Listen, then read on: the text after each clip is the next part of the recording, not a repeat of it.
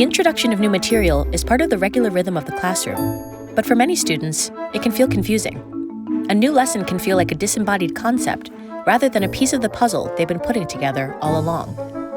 Here are 4 tried-and-true activities to help students build their metacognitive muscles so they can evaluate and make sense of new material and grow as competent, independent learners.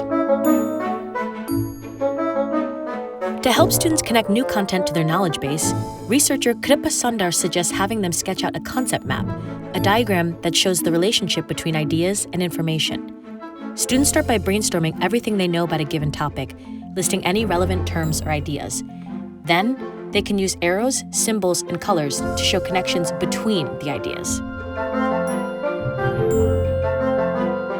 When beginning a new unit, math coach Kristen Acosta likes to start off with an I notice, I wonder exercise. Students spend a few minutes verbalizing or writing down what facts and information they notice about this new topic. Next, they discuss with a partner. Finally, they write or share what they wonder about it, which encourages more abstract thinking. This strategy builds confidence by allowing students to explore what they may or may not know in a low-stakes environment. There are no wrong questions.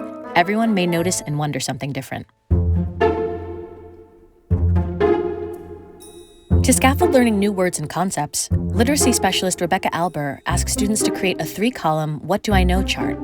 Students write new vocabulary under know it, sort of know it, and don't know it at all. Then, they loosely define the terms they say they know or kind of know, so that teachers get a sense of where to focus instruction. Students often overestimate how much they comprehend a concept. Asking them to identify and then define new terms will help them recognize what they genuinely understand. Since many students are hesitant to ask questions, even when they're unsure about new material, biology professor Kimberly Tanner urges them to examine their muddiest point, the place where things got confusing or complicated. At the end of a lesson, students do a quick write on index cards answering the prompt, "What was most confusing to me about the material being explored in class today?"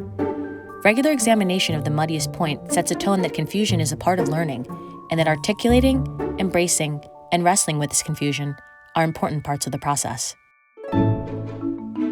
Grappling with new material can be an empowering rather than anxiety-inducing experience for students. Activities like these help them take charge of their learning by prompting them to ask their own questions rather than simply answering yours.